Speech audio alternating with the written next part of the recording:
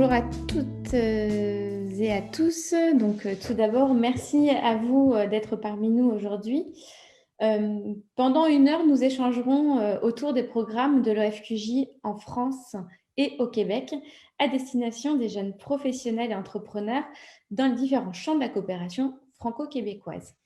La coopération franco-québécoise, comme vous l'avez déjà vu si vous avez suivi l'ensemble du webinaire depuis le début, est ancienne et très structurée. En effet, il existe plusieurs outils de coopération et de financement de projets entre les deux territoires. Notamment, on vient de le présenter, le petit dernier, l'appel à projet Relance Jeunesse 2021. Chaque année, en tant qu'organisme bigouvernemental franco-québécois dédié à la jeunesse, l'OFQJ finance, aide la mise en œuvre de projets de centaines de professionnels et entrepreneurs des deux parts de l'Atlantique, notamment dans les champs économiques, culturels et d'engagement citoyen, sociaux, comme on aime, ou si on préfère les appeler comme ça. Alors, comment bénéficier de ces programmes? C'est très simple en fait. Aujourd'hui, nous allons avoir 4 chargés de projet et 4 grands témoins, comme on pourrait les appeler, qui sont aussi des anciens bénéficiaires de l'accompagnement de l'OFQJ en France, au Québec, pour répondre à ces questions et nous aider à mieux comprendre toutes les étapes nécessaires pour bénéficier de l'aide de l'OFQJ. Bien entendu, pour les 18-35 ans révolus. Mais avant d'entrer dans le vif du sujet, nous vous proposons un petit intermède vidéo. C'est Luciole, une jeune auteure, composeur, interprète, qui a témoigné de son expérience avec l'OFQJ à l'occasion du 50e anniversaire de l'Office en 2019. Claire, je te laisse mettre la vidéo.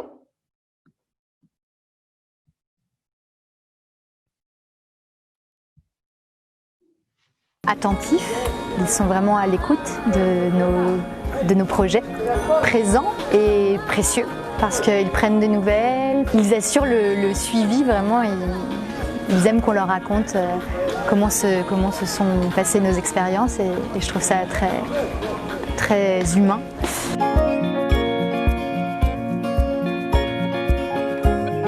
Je m'appelle Luciole, je suis auteure, compositeur, interprète. Mon expérience avec le FQJ, c'était l'an passé, donc en 2016. L'OFQJ m'a aidé à me rendre au Québec pour un très gros festival qui a lieu en novembre qui s'appelle les Coups de cœur francophones. Et grâce à eux, j'ai pu avoir les moyens de prendre l'avion pour me rendre dans ce festival où j'étais programmée. D'y aller à la rame, ça aurait été compliqué. Suite à ça, il y a eu aussi une très jolie occasion de chanter à Paris au festival Aurore Montréal, en première partie de Clopelgag, et ça reste un très très chouette souvenir. Ça m'a permis de continuer mon implantation professionnelle au Québec. J'y suis allée à plusieurs reprises l'année passée, donc en 2016, d'abord aux Francopholies, puis dans un festival qui s'appelle Festival en chansons de Petite-Vallée. Et ça me tient très à cœur de développer mon échange avec le Québec et d'apporter mes chansons et ma musique là-bas, parce que je suis assez fascinée par tout l'univers musical francophone qui peut y avoir là-bas, et donc de pouvoir y retourner peu de temps après grâce à l'OFQJ dès novembre, le mois de novembre qui a suivi, ça a été une façon de continuer à resserrer les liens que j'avais déjà commencé à tisser, et professionnellement et personnellement parlant d'ailleurs. C'est un vrai bonheur et j'espère pouvoir y retourner bientôt. Bon anniversaire l'OFQJ!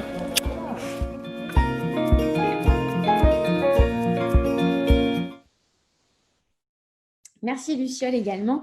Sans transition, je laisse la parole à Amélie et Justin, qui sont aussi donc chacun chargés de projet à l'OFQJ France, à l'OFQJ Québec, pour vous présenter nos programmes de coopération professionnelle et en entrepreneuriat.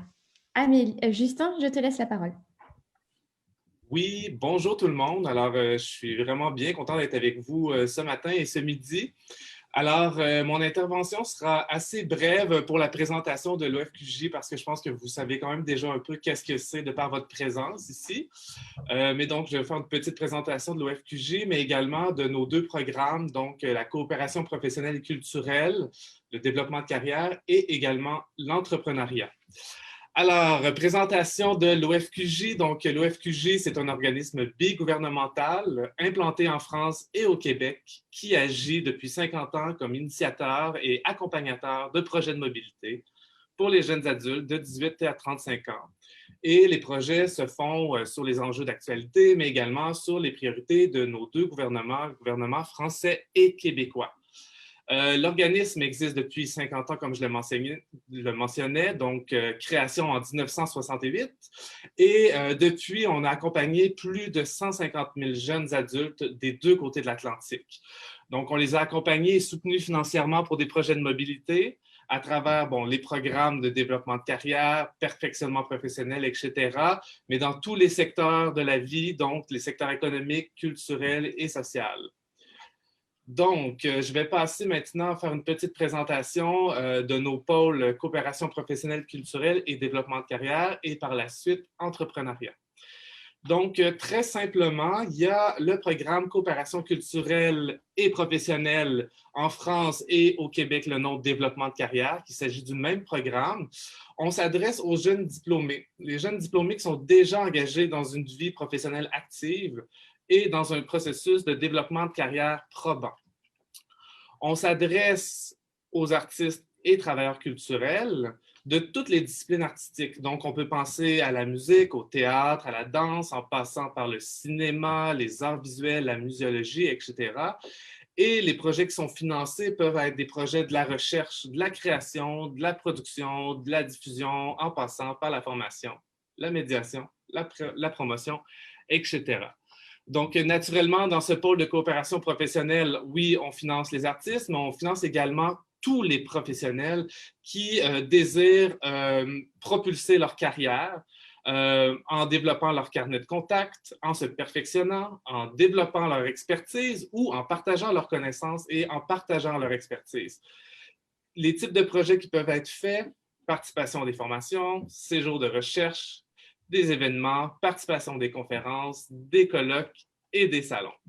Donc, je vous ai vraiment résumé là, très sommairement, très brièvement, qu'est-ce que le pôle de coopération professionnelle, culturelle et développement de carrière. Maintenant, je vais passer à l'entrepreneuriat. Donc, dans son essence, on s'adresse aux jeunes étudiants et diplômés qui veulent découvrir l'entrepreneuriat ou qui ont une idée d'entreprise, mais on s'adresse aussi aux jeunes entrepreneurs. Alors, quels sont les objectifs du programme?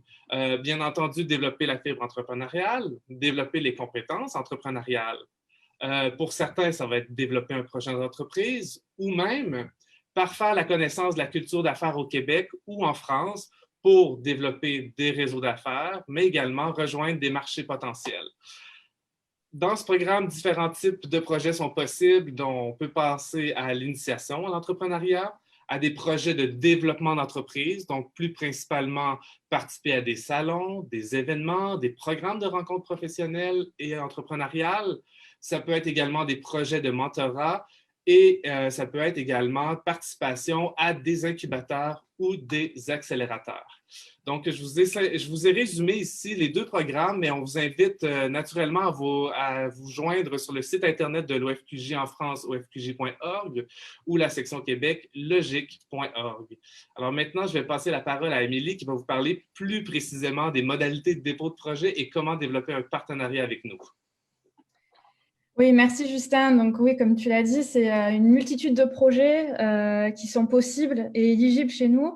Nous, notre travail au pôle coopération professionnelle et culturelle, développement de carrière et entrepreneuriat, c'est vraiment d'aider les professionnels à poursuivre leur ouverture à l'international, à créer des liens entre les Français et les Québécois. Il faut bien garder cet objectif-là. Donc pour cela, on dispose de plusieurs outils. Le premier, c'est les projets qu'on dit, nous, individuels, qui sont initiés par les professionnels eux-mêmes et déposés directement sur notre plateforme en ligne. Donc, à ce moment-là, nous, on vous contacte pour mieux comprendre votre projet et aider à maximiser votre déplacement grâce à notre réseau. Comme l'a dit Justin, l'OFQJ existe depuis 52 ans. Normalement, entre le bureau en France et le bureau au Québec, on devrait arriver à pouvoir vous aider et à étoffer en fait votre projet. Donc, ce dépôt de projet dit individuel s'adresse à des porteurs de projets et des entrepreneurs qui ont déjà des contacts sur place et qui souhaitent réellement bénéficier d'un coup de pouce de l'Office sans pour autant bénéficier d'un accompagnement individuel approfondi. Là, par exemple, c'est une participation à un colloque. Vous avez reçu une lettre d'invitation pour présenter votre projet d'entreprise lors d'un événement axé numérique, puis vous avez besoin d'aide pour financer votre déplacement international. C'est un artiste qui a été sélectionné en résidence en France et voilà, la prise en charge est juste sur le territoire français, mais le déplacement international n'est pas pris en compte. Dans ce cas-là, vous pouvez contacter du coup Justin qui vous aidera en fait à déposer votre projet et voir si vous êtes éligible.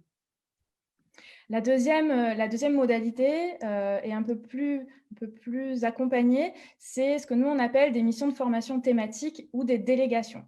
Donc en fait, c'est des missions professionnelles en groupe qui peuvent être accompagnées ou non par un représentant de l'OFQJ. Elles sont élaborées sur mesure et accessibles par un appel à candidature. Donc là, on rentre vraiment dans une démarche de partenariat entre les participants, l'OFQJ France et Québec, et l'organisme partenaire qui va recevoir en fait la délégation. Donc en temps normal, on a à peu près une trentaine de délégations par an sur une multitude de thématiques. Elles comportent souvent des visites de terrain, des accès privilégiés à des événements professionnels, un programme de rencontres avec des partenaires potentiels, des experts, des rencontres franco-québécoises entre participants, etc. Dans ce cas précis, donc, comme je le disais, c'est une réelle démarche partenariale en co-construction. C'est un programme qui doit répondre en fait à des objectifs partagés avec des résultats. La finalité en fait est vraiment de valoriser et d'enrichir la coopération franco-québécoise lors d'événements d'envergure internationale. Mais forcément, donc, toutes ces missions nécessitent un déplacement. Et c'est vrai que cette année, ça a été un peu plus compliqué. Donc, je vais laisser la parole maintenant à Justin pour les projets numériques. Donc, l'OFQJ essaie justement de se renouveler et de trouver en fait une nouvelle forme de garder, de tisser ces liens entre les...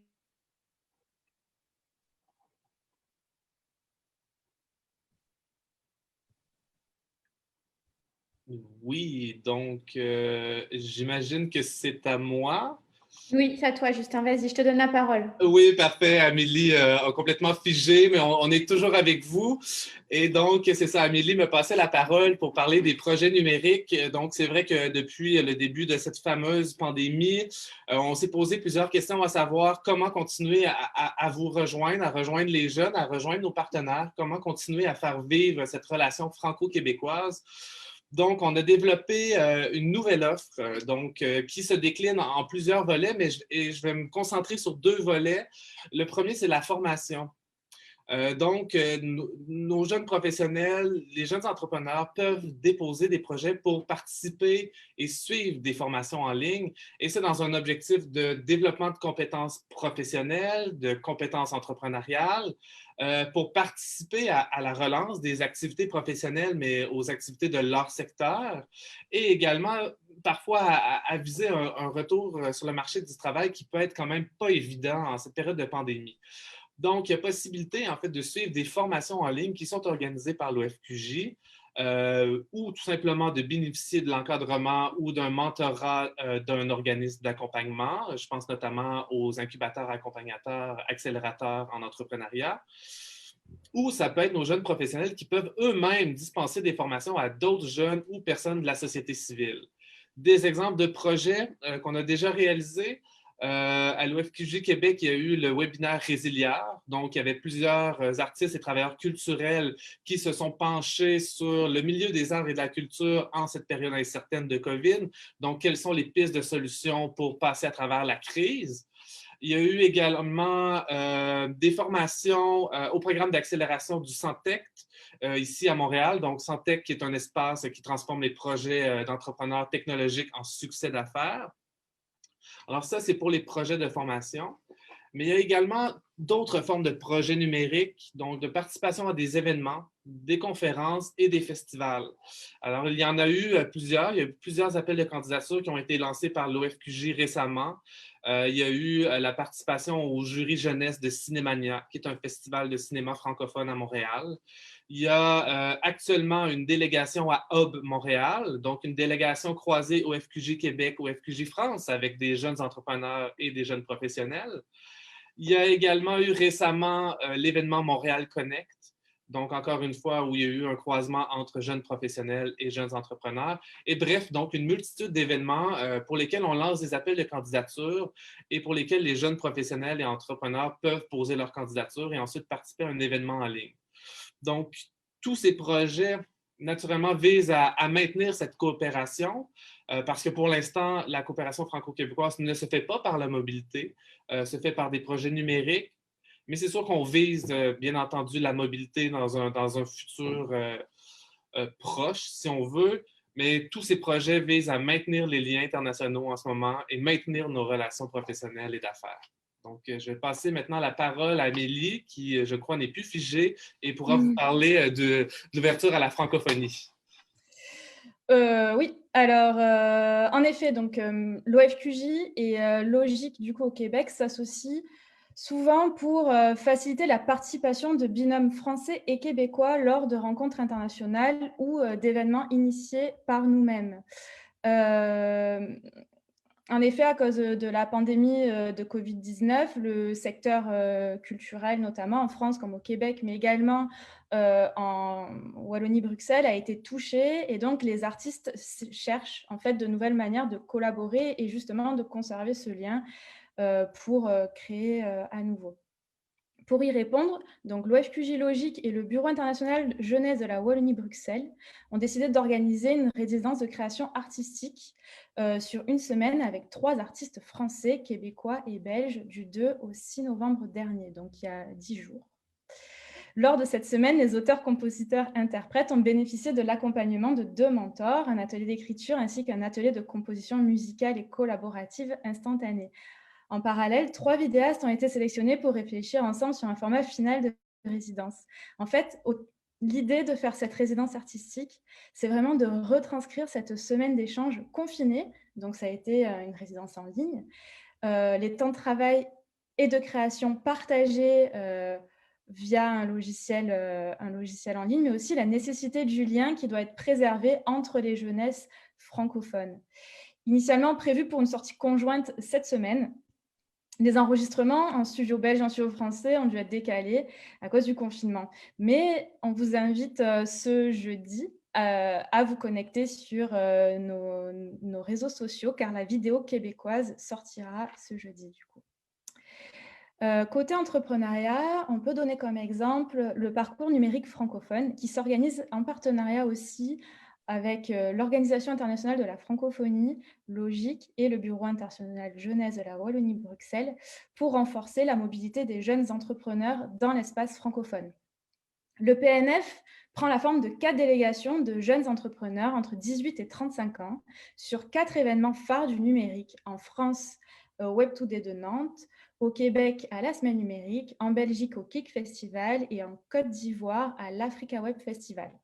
Ce parcours réunit sur chaque événement environ 40 jeunes Français, Québécois, Wallons et d'autres jeunes experts et entrepreneurs de pays francophones. Il vise donc à consolider les réseaux professionnels du numérique à l'échelle de la francophonie et à contribuer au développement des compétences de ces jeunes experts. Pour résumer tout ça en 1 ou 2 phrases, je vais laisser Justin le faire. Super, merci Amélie. Donc, que dire en quelques mots? Donc, l'OFQJ, on est là pour les jeunes professionnels, les jeunes entrepreneurs. On est là pour les accompagner dans le développement de carrière, mais également leur développement d'affaires.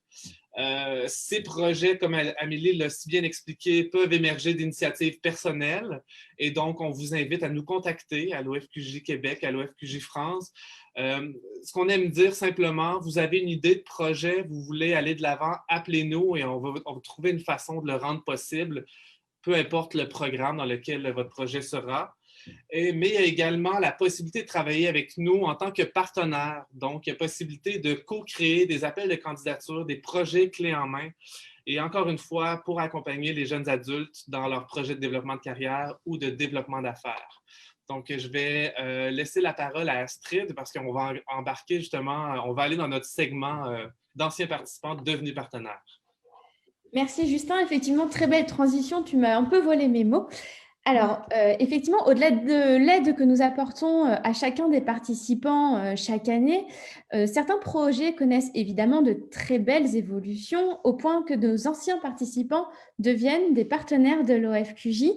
Aujourd'hui, nous avons la chance d'avoir à nos côtés Aymeric, qui est cofondateur français de la société Lucine, qui est dans le secteur plutôt des technologies médicales. Et nous avons aussi Jocelyn, côté Québec, qui est marionnettiste, qui sont devenus nos partenaires.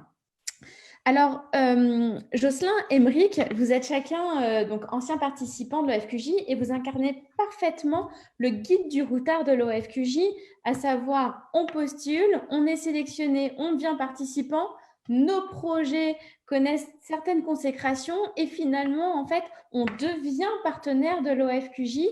Alors, Justin, est-ce que tu veux introduire un petit peu Jocelyn sur ce webinaire ? Bien, en fait, merci Astrid. Je pense que je laisserai justement Jocelyn comme première question se présenter. Alors, Jocelyn, pour le bénéfice de nos spectateurs, qui es-tu? Bonjour tout le monde. Mon nom c'est Jocelyn Sioui. Je suis marionnettiste, comme on l'a dit, mais je suis aussi comédien, auteur, nouvellement essayiste, en fait. Je viens de publier. Puis, en fait, qui est lié vraiment à ce projet de l'OFQJ, c'est je suis fondateur, directeur du OUF Festival Off Castelier, qui est dédié aux arts de la marionnette à Montréal. Fait que ça, c'est une histoire courte sur moi. Merci. Merci à toi. Et toi, Aymeric, donc tu es jeune entrepreneur dans le domaine médical. Peux-tu nous parler de ton parcours et du projet Lucine? Oui, tout à fait. Donc, le projet Lucine, c'est un projet qui a démarré officiellement en tant qu'entreprise en 2017, en mars 2017. Donc, on est tout jeune, on n'a pas encore 4 ans. Et on a rencontré l'OFQJ assez vite, hein, puisque dès 2017, on avait des contacts. Et puis, donc, le premier séjour au Québec avec l'OFQJ, c'est 2018. Donc, ça s'est fait assez rapidement. Pourquoi le Québec et pourquoi cette volonté tout de suite de vouloir traverser de l'Atlantique? C'est parce qu'on évolue dans un contexte chez Lucine qui est assez particulier. En fait, on travaille dans le domaine de la santé à développer ce qu'on appelle des thérapies digitales. Une thérapie digitale, c'est une thérapie qui va être diffusée via différents moyens numériques. Vous en connaissez certainement, puisque vous avez tous et toutes vraisemblablement un téléphone portable dans la poche ou pas loin, ou vous avez peut-être déjà entendu parler de réalité virtuelle ou de réalité augmentée. Eh bien, on va utiliser en fait les capacités de votre cerveau pour agir sur un phénomène que malheureusement on connaît tous, c'est-à-dire celui de la douleur. On va essayer de le réduire. On va chercher à mesurer, analyser et soulager la douleur grâce aux différents outils numériques qu'on peut avoir. Alors vous allez me dire, ok, super, pourquoi pas, mais pourquoi la France et pourquoi le Québec? Eh ben, il y a une histoire assez formidable, c'est que les champions du monde en matière de recherche dans le domaine de la douleur sont pour l'essentiel tous au Québec. Vraiment, c'est une terre qui accueille les champions du monde, si on peut dire, de la douleur, aussi bien en recherche fondamentale qu'en recherche clinique. Et donc, la volonté d'aller au Québec, pour nous, c'est même pas un choix, c'est un passage obligé. J'ai beaucoup aimé le petit mot de Luciole tout à l'heure, qui disait, voilà, grâce à l'OFQJ, j'ai pu sauter dans l'avion, parce que aller à la rame, ça aurait été compliqué. C'était un peu ça pour nous en 2017. On avait cette belle idée d'entreprise, mais vraiment pas les moyens, ni les contacts d'ailleurs, de pouvoir assumer un déplacement au Québec. Et ça a été rendu possible grâce au soutien de l'OFQJ. Merci à toi, Aymeric. Jocelyn? Oui, donc Jocelyn, quand on a eu l'année passée, ou il y a 2 ans déjà, je ne sais plus, le temps passe tellement vite, le lancement de l'initiative Culture et langues autochtones, tu nous as parlé en fait de tes expériences avec l'OFQG, puis tu avais vraiment une histoire très intéressante. Donc, je ne sais pas si tu as envie de nous en parler aujourd'hui. Ben, en fait, j'ai eu plusieurs expériences avec l'OFQJ, mais la plus marquante, je dirais, c'est celle de 2007 où je suis parti avec ma valise de marionnettes, avec mon petit personnage ici qui s'appelle Rensky, qui est devenu une petite vedette en France parce qu'il a participé à différents de mes spectacles, dont un qui a marqué à Charleville-Mézières le Festival mondial de la marionnette, qui s'appelle Chavierès. Et puis donc, je suis parti en 2007 avec un autre spectacle que Chavierès. Puis là, ben, j'ai développé certains contacts. Rensky volait toujours la vedette, bien entendu, fait que je vais le passer un peu. Il est comme ça. Arrête, Rensky! Voilà. Puis donc, en 2007, je suis allé, puis j'avais déjà une compagnie de théâtre qui s'appelle Belzébrut. J'ai créé le spectacle Chavierès et en 2013, on est allé à Charleville-Mézières. Là, moi, j'étais rendu trop vieux, mais des membres de mon équipe plus jeunes ont bénéficié de l'OFQG. Donc, grâce à la compagnie, accompagné de la compagnie, on a déposé des dossiers pour ces 2 personnes-là avec les 2 personnes en question. Et puis, ça nous a permis d'aller à Charleville-Mézières. On a remporté le grand prix du jury du festival Off. Et puis voilà, après ça, on a fait des tournées en France. De quand même 25 à 30 spectacles. On est allé jusqu'à l'île de la Réunion, en fait, avec le spectacle. Pour nous, chez nous, c'est loin l'île de la Réunion, là, puis c'est beau, il fait chaud. Les autres, c'était l'hiver, mais nous autres, c'était l'été. Puis voilà, ensuite de ça, voilà, ça, c'est pas mal l'expérience. Et par la suite, bien, j'ai toujours gardé un contact avec l'OFQJ, là, et c'est de ça qu'on va parler aujourd'hui, là, mais cette expérience-là de 2007 a été vraiment un déclencheur parce que j'étais à mes balbutiements comme marionnettiste, ça me fait prendre conscience de comment ça peut fonctionner une petite tournée, comment on fait des contacts aussi, où on ne les fait pas parce que ce n'est pas toujours une réussite, c'est parfois difficile, mais il faut continuer à travailler. Je pense qu'il faut juste être entêté, puis l'OFQJ était là derrière moi pour encourager un peu cette folie-là de réaliser son rêve, de devenir un petit peu Rémi sans famille, puis se balader sur le territoire. Merci beaucoup, Ghislain. Aymeric, toi, en 1 minute, est-ce que tu pourrais nous raconter donc, quelles ont été tes étapes de développement, donc d'évolution de Lucine au Québec, du coup, donc avec l'accompagnement de l'OFQJ, parce que évidemment, il y a eu une première mission, mais je sais que vous avez connu de très belles étapes au Québec.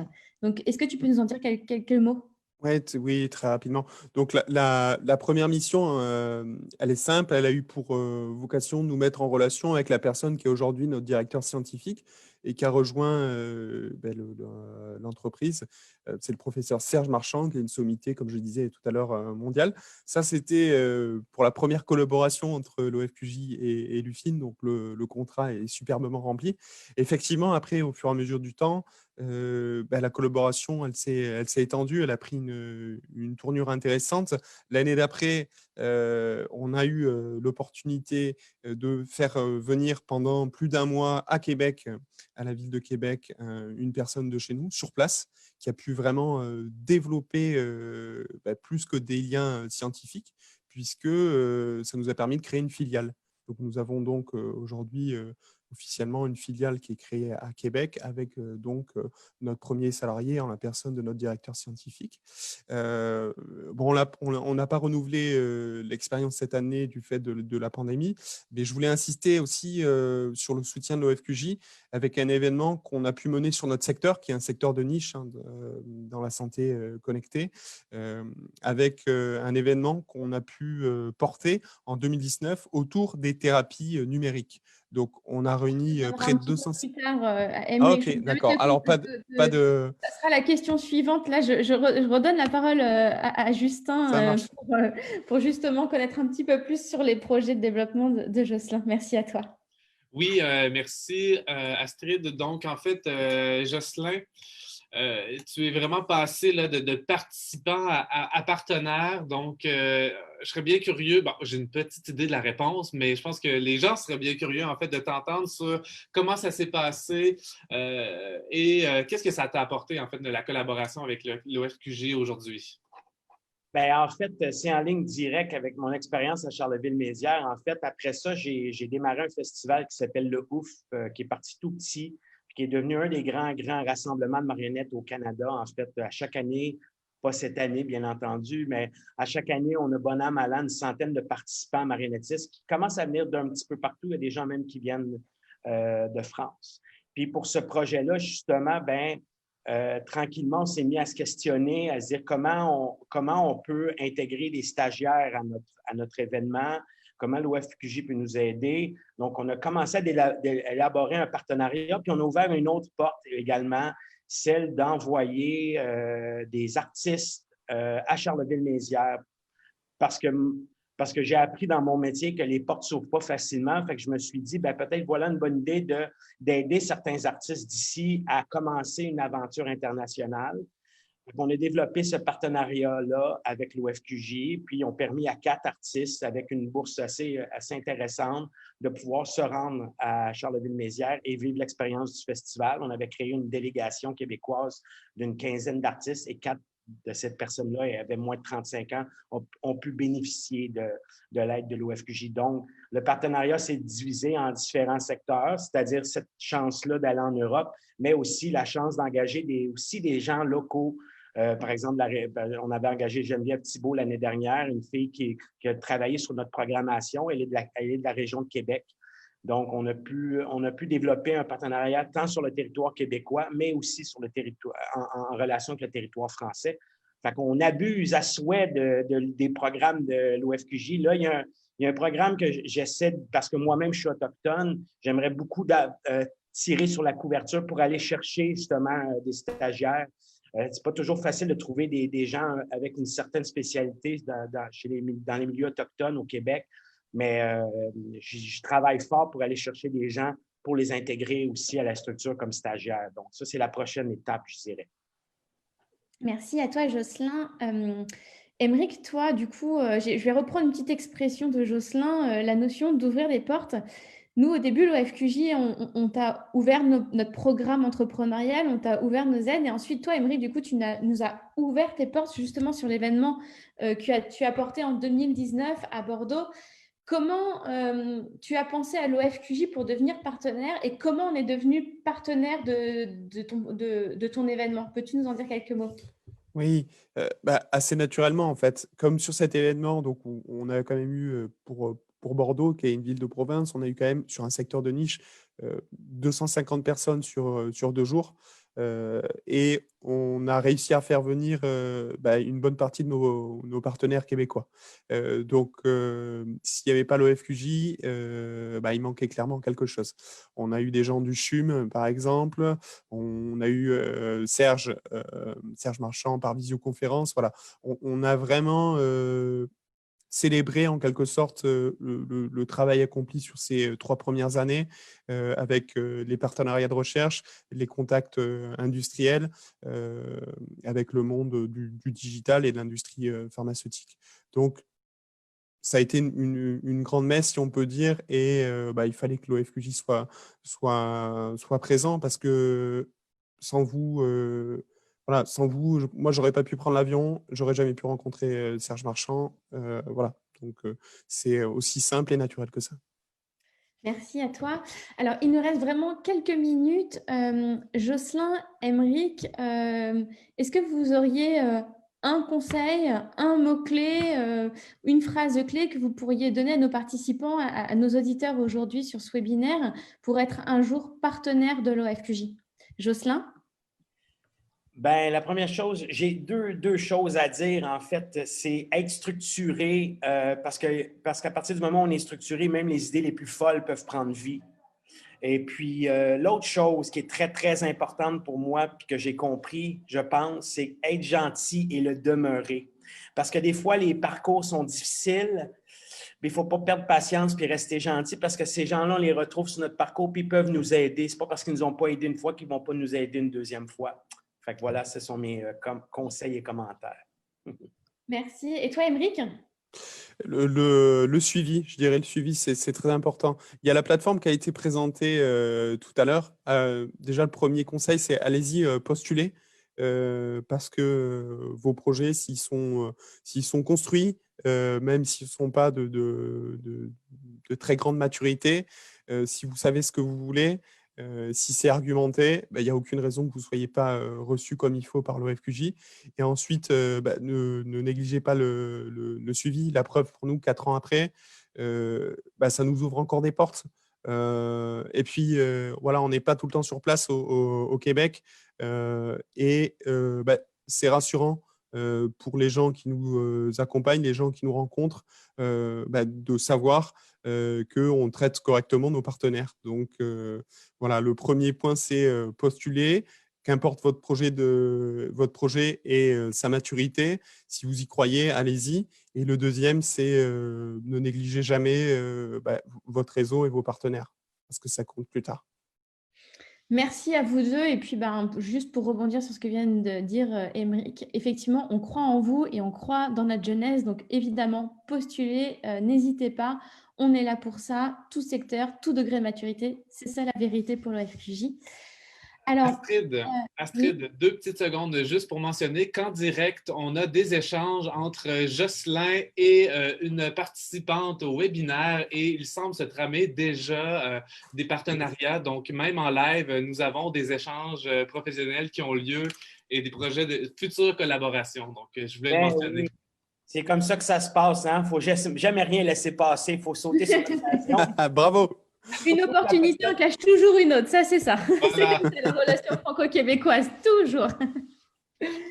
Alors, pour revenir à notre sujet, donc évidemment, l'OFQJ soutient des projets individuels qui peuvent devenir des projets, des partenariats. Côté France, côté Québec aussi, on va juste le souligner une seconde. Nos partenaires peuvent être aussi nos territoires. Nos territoires, ce sont parfois des incubateurs, des accélérateurs, des OBNL, des associations, des gens qui maîtrisent parfaitement aussi les projets qui peuvent avoir lieu à côté de chez eux et qui nous connaissent, qui sont nos partenaires et qui arrivent de temps en temps à nous faire remonter les belles initiatives qui pourraient avoir un impact dans la coopération franco-québécoise. C'est notamment le cas d'un projet qui a été mené l'année dernière, un projet d'envergure, et justement qui a été mené sur le champ de la francophonie en général. L'OFQJ a été à l'initiative de la 3e grande rencontre des jeunes entrepreneurs du monde francophone qui a réuni à Strasbourg pendant une semaine 200 jeunes entrepreneurs. Donc, grâce au partenariat que nous avons avec la région Grand Est, notamment, bien entendu, avec d'autres partenaires qui sont très nombreux qu'on pourra citer ultérieurement et qui sont dans la vidéo. Alors, voici en image justement le résumé de cette 3e grande rencontre et des partenariats qu'on peut avoir avec les participants, avec nos partenaires territoriaux et sur le champ France, Québec et francophonie. Claire, je te laisse mettre la vidéo.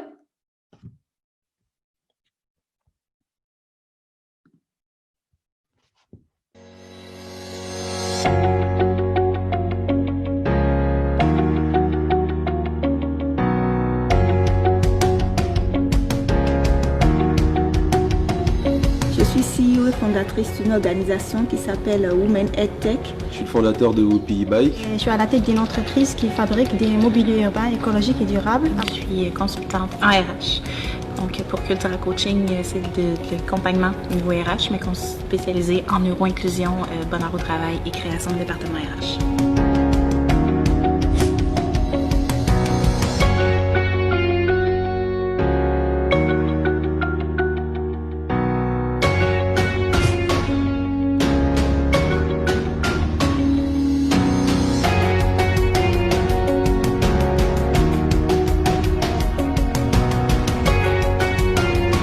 Développe son réseau à l'international qui ouvre tout de suite des opportunités de business, de partenariat. On partage les mêmes réalités, les mêmes défis. Parce que c'était une opportunité assez extraordinaire de s'ouvrir un nouveau réseau, de rencontrer des gens qui viennent des 4 coins de la planète. C'est vraiment des opportunités d'affaires qu'on ne pourrait pas avoir autrement.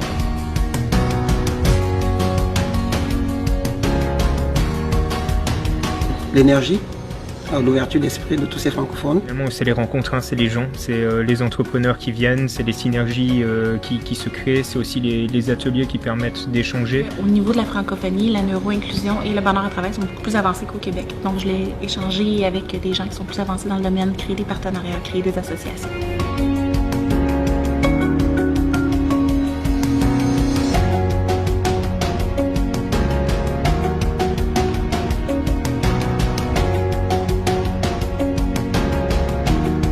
C'est vraiment une richesse parce que on se rend compte qu'on peut du coup envisager des business dans d'autres régions francophones.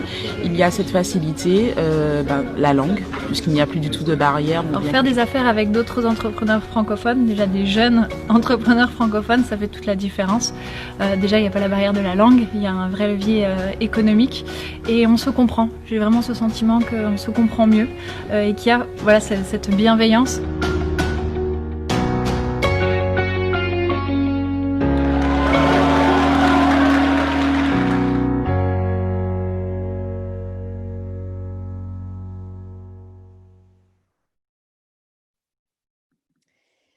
L'accompagnement de projets que nous pouvons faire chaque année, ce sont aussi des succès de jeunes professionnels, de jeunes entrepreneurs qui souhaitent aller à l'international et qui, grâce à l'OFQJ, peuvent vivre cette expérience et avoir justement les tremplins nécessaires à ce développement d'entreprises, de projets à l'international au travers du Québec.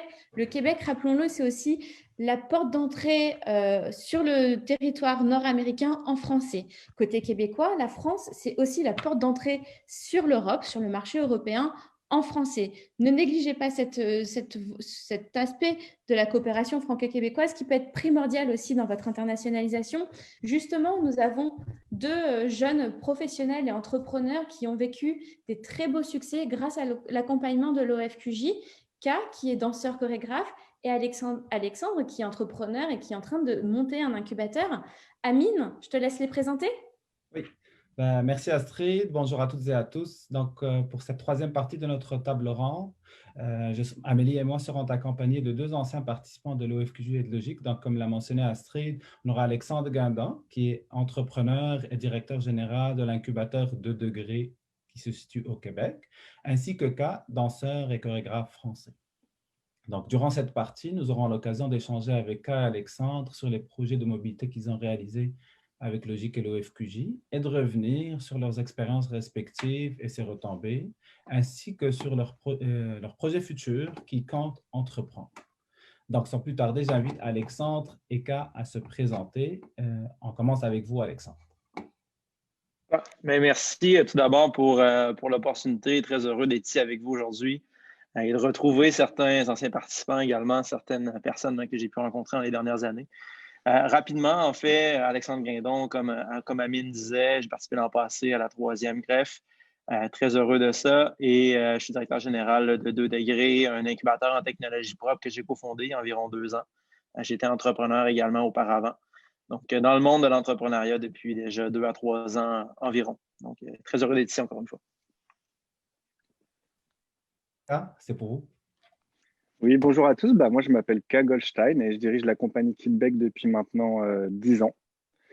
Et donc, je suis danseur et chorégraphe et j'ai eu l'opportunité de partir en mobilité à Montréal et principalement parce qu'en fait, moi, mon questionnement, c'était de comment arriver à ma petite échelle à délocaliser la danse pour la mettre sur le web et offrir un accès à l'art pour tous de façon totale. Et donc, ça a été une super opportunité pour moi de partir.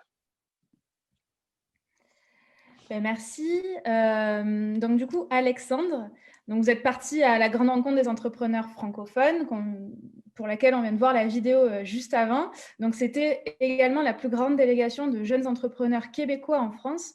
Je vous propose de nous raconter votre expérience et aussi quels étaient vos objectifs avant de partir. Oui, absolument. C'était vraiment une belle expérience. On était, j'ai oublié le chiffre exact, un peu plus de 60, me semble, entrepreneurs québécois, c'est pas 70, avec une multitude d'entrepreneurs de partout dans le monde de la francophonie également, beaucoup de la France aussi. C'était une superbe expérience, en fait, hyper inspirant. C'était une belle opportunité. On parle beaucoup dans le monde, je suis content que Ka soit là également, parce qu'on parle beaucoup dans le monde de la créativité, de sortir de sa boîte.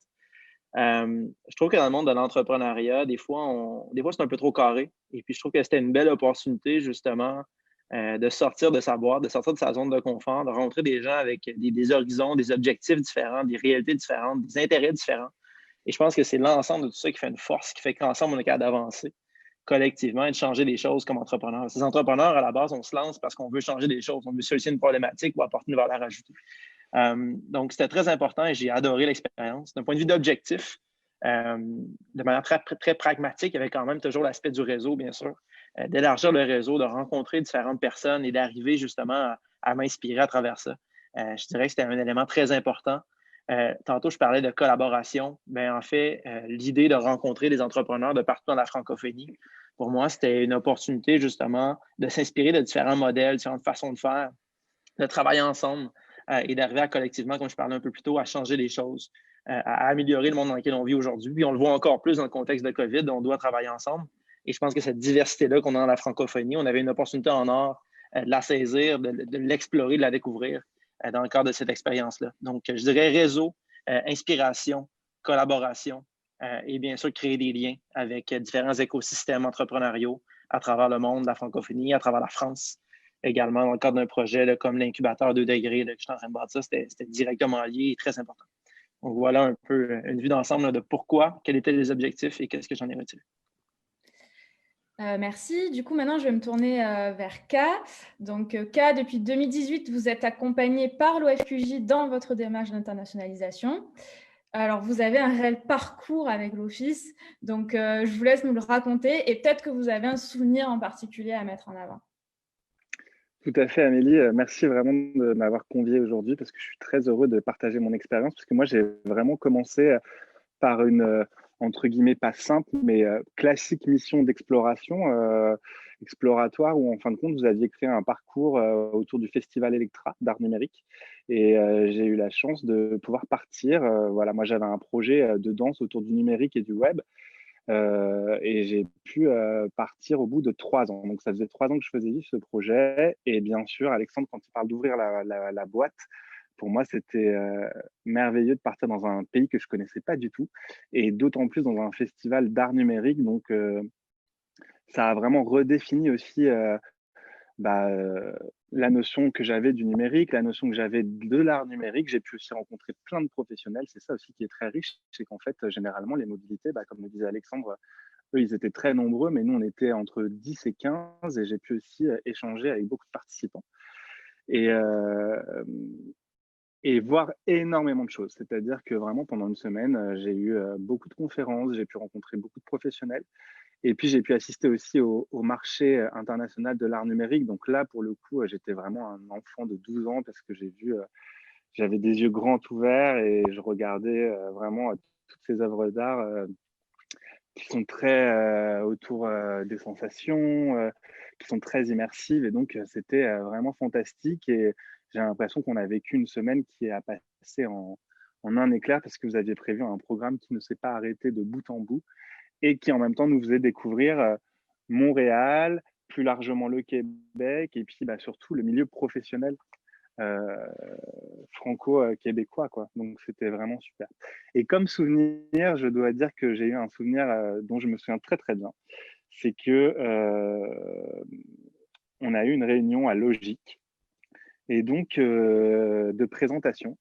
Amélie nous a présenté Logique avec l'équipe de Logique et bien sûr elle nous a présenté aussi l'OFQJ et toutes les opportunités qui étaient possibles de mener et de créer. Et en fin de compte, je me souviens très très bien à cette époque que je me suis dit que j'allais cocher toutes les cases de chacune de ces opportunités. Je me souviens de ce moment-là. Et donc à partir de ce moment-là, je n'ai pas arrêté d'assaillir Amélie qui est présente ici de questions et je lui pose encore beaucoup de questions en permanence. Et donc, c'était un moment très fort parce que je m'en souviens vraiment et c'était vraiment très marquant dans ma tête parce que je savais que j'allais faire tout ce qui était possible pour travailler le plus longtemps avec le FQJ et pour devenir un partenaire. Et voilà, et je suis là aujourd'hui, donc je suis vraiment ravi. Merci. Et désolé Amélie pour toutes ces questions. Pas de problème, c'est notre boulot d'accompagnement, c'est ce qu'on disait tout à l'heure. Merci, Ka. Merci à vous deux pour ce partage d'expérience. Maintenant, pouvez-vous nous en dire plus sur l'impact de votre mission ainsi que les retombées une fois que l'expérience de mobilité terminée? On commence avec vous, Ka. Oui, tout à fait. Bah, alors, moi, j'ai eu beaucoup d'impact parce que j'ai pu faire beaucoup de rencontres. Notamment, j'ai pu rencontrer le FIFA, qui est le Festival international du film sur l'art. Et donc, très vite, on a très vite déterminé qu'on avait envie de collaborer. Et donc, c'est vrai que le terme de collaboration est très important. Et de monter un projet franco-québécois autour de mon projet qui s'appelle Dance Kit et qui, en fait, je danse avec plein de paysages différents sur toute la planète à l'époque où c'était possible. Donc maintenant, je danse beaucoup sur les paysages français, mais à l'époque, je voyageais beaucoup. Et donc, le directeur du festival, Philippe, a vraiment beaucoup apprécié ce projet. Et donc, on a décidé de monter un projet entre la France et le Québec. Et donc, grâce à cette mobilité, il m'a invité à venir présenter mon projet, à venir présenter mes axes de travail autour de l'éducation et de l'art. Donc voilà, ça c'était vraiment super. Et lors de cette table ronde, j'ai pu rencontrer d'autres partenaires avec qui je fais des projets maintenant. Et donc, ce projet qu'on a voulu monter avec Philippe, on a pu le monter.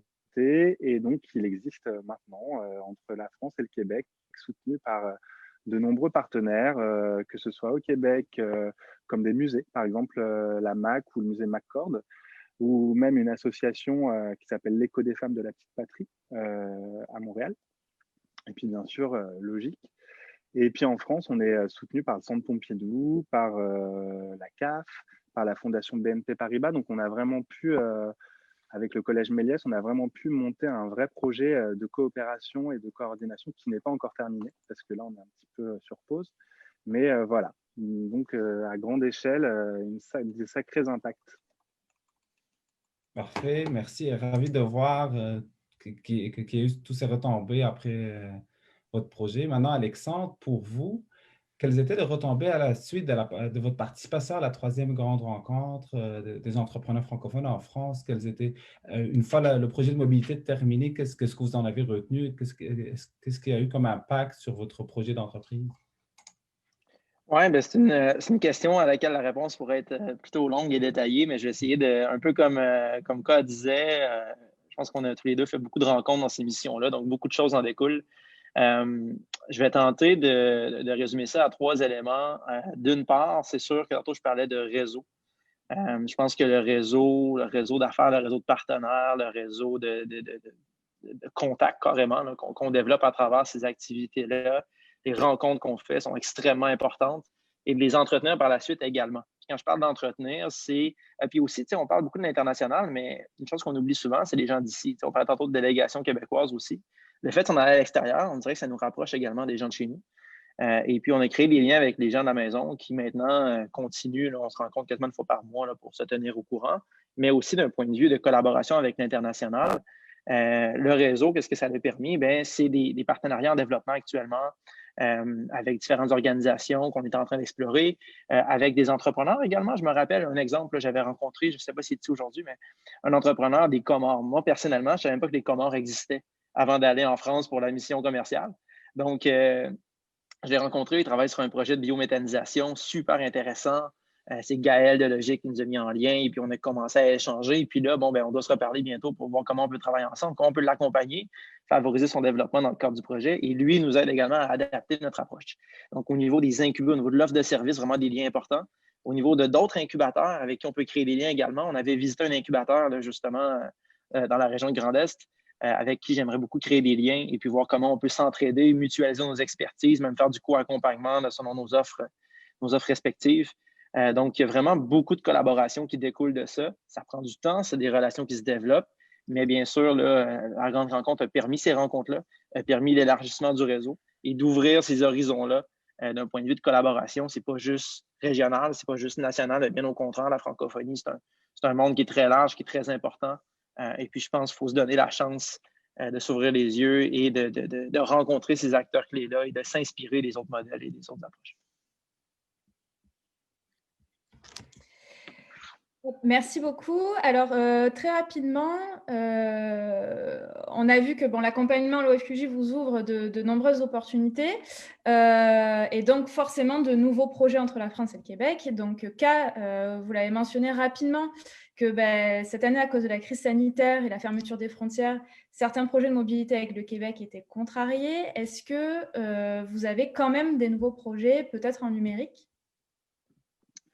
Tout à fait. Justement, je disais que lors de la table ronde que j'ai pu mener au FIFA, donc il y a 2 ans, j'ai pu rencontrer la boîte de production et de création qui s'appelle Tobo, qui crée du contenu digital et numérique, notamment à visée du jeune public.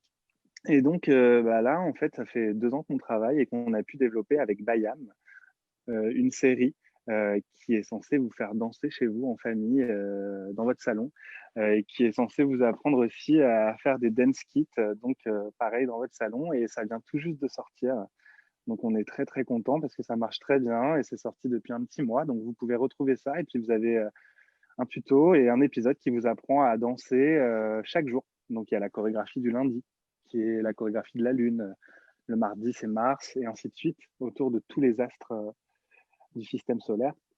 Et qui vous apprend aussi à utiliser un téléphone ou une tablette de façon créative et positive pour tourner votre vidéo danse et votre dance kit, plutôt que de faire des selfies, comment arriver à être créatif avec, quoi qu'un selfie peut être très créatif quand on voit le beau fond derrière toi, Amélie, mais voilà, comment est-ce qu'on peut arriver à être créatif avec les outils numériques d'aujourd'hui et surtout les jeunes générations. Voilà, donc ça, c'est un petit peu notre nouveauté, et puis bien sûr, on va tout faire pour candidater à votre nouvel appel à projet, et puis aussi, on va terminer surtout notre projet avec le Québec quand ça sera possible. Super, merci. Et Alexandre aussi, rapidement, donc l'incubateur vient juste d'ouvrir. Est-ce que vous prévoyez à l'avenir de quand même collaborer avec des incubateurs ou des entrepreneurs français à l'avenir? Oui, définitivement. En fait, on est opérationnel maintenant. On déploie l'offre de service au premier trimestre 2021. Et puis, on explore actuellement, justement, tantôt je parlais d'un incubé, c'est un exemple des retombées là, qui est au commun, mais il y a toutes sortes d'autres opportunités qu'on explore actuellement. Et plus concrètement, on est en train de discuter actuellement avec le MRIF, le ministère des Relations internationales de la francophonie au Québec, et une organisation parallèle en France pour voir comment on peut créer un partenariat transatlantique pour favoriser l'économie circulaire, les initiatives en économie circulaire ensemble. Donc ça, c'est un projet, entre autres, qui est avec la France qu'on trouve super intéressant.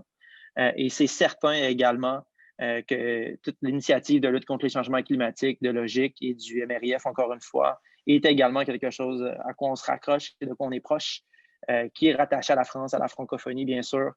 Donc, il y a assurément des liens qu'on va continuer à développer et sur lesquels on va continuer à travailler fort là, avec nos voisins français, définitivement. Merci Alexandre. Je vois que le temps file. Rapidement, pour vous deux, aurez-vous en quelques mots de bons conseils à donner aux futurs participants de Logique ou de l'OFQJ, Alexandre?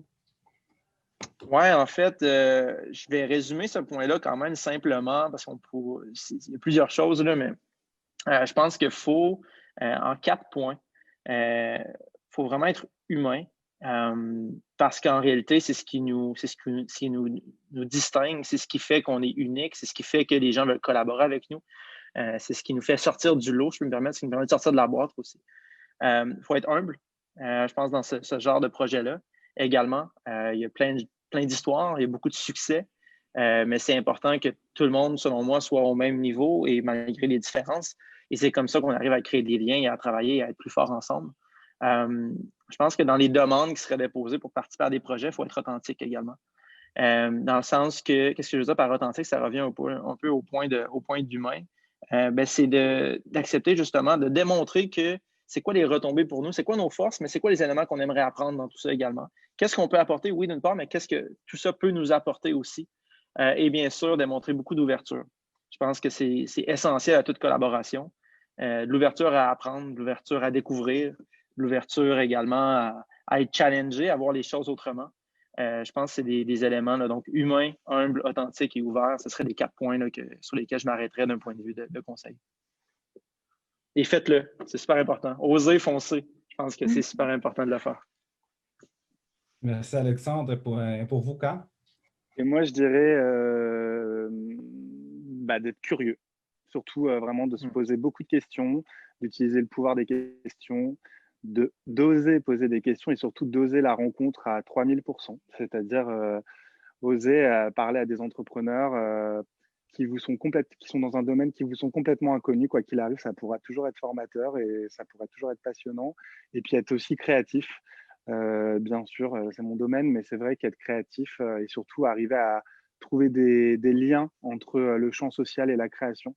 Je pense que c'est très important parce que tout le monde a besoin d'art et tout le monde a besoin d'avoir un accès à l'art, aussi bien en France qu'au Québec. Donc, en fin de compte, il y a énormément de liens à créer et tout reste tout le temps à inventer. Rien n'est jamais fini. Donc ça, c'est vraiment très important de se le dire. Super, merci beaucoup à vous. Donc en fait, j'ai envie de dire que votre conclusion reprend un peu le slogan de l'Office, rêver, oser, bouger. Et je laisse la parole à Astrid. Merci. Merci. Alors, effectivement, on peut quand même applaudir nos 4 témoins qui sont quand même des participants très talentueux et qui montrent que la coopération entre la France et le Québec, particulièrement grâce à ces jeunes, est très dynamique et quand même pleine d'innovation, on peut dire ça comme ça. Il nous reste 1 minute de questions avant de conclure. Est-ce qu'il y a des questions, Claire ? Alors oui, il y avait juste une question et je pense que la réponse sera assez rapide. Est-ce que les bénéficiaires doivent obligatoirement avoir plus de 18 ans? Est-ce que des projets comme les coopératives jeunesse de services peuvent être valorisés? Alors, première réponse à la question, les jeunes bénéficiaires de l'accompagnement de l'OFQJ doivent obligatoirement avoir 18 ans. Les projets de coopératives jeunesse de services peuvent évidemment être valorisés, mais voilà, notre aide n'ira que pour des projets dont les bénéficiaires ont entre 18 et 35 ans.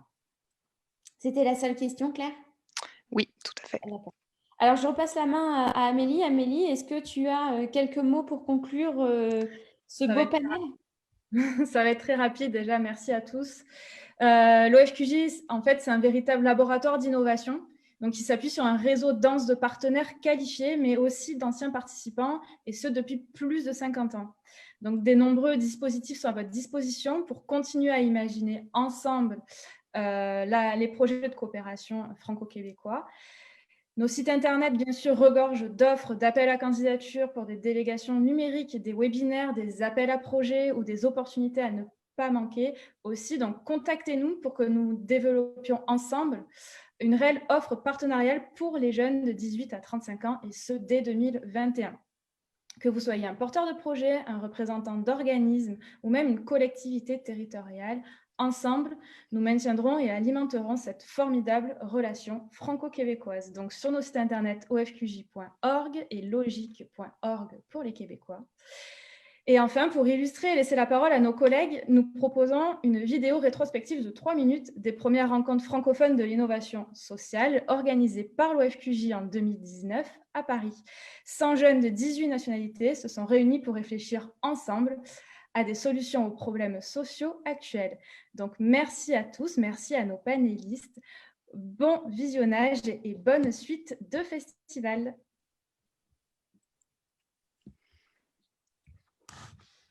À vous les studios. C'est ça.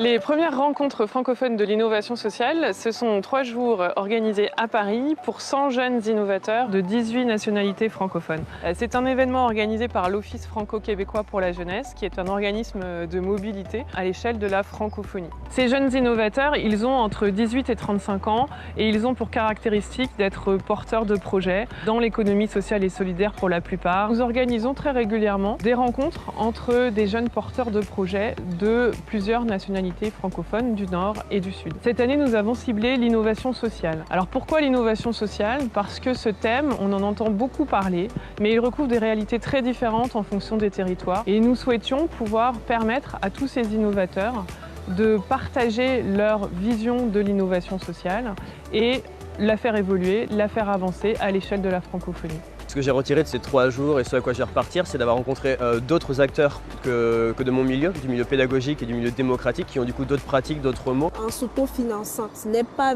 vraiment évident.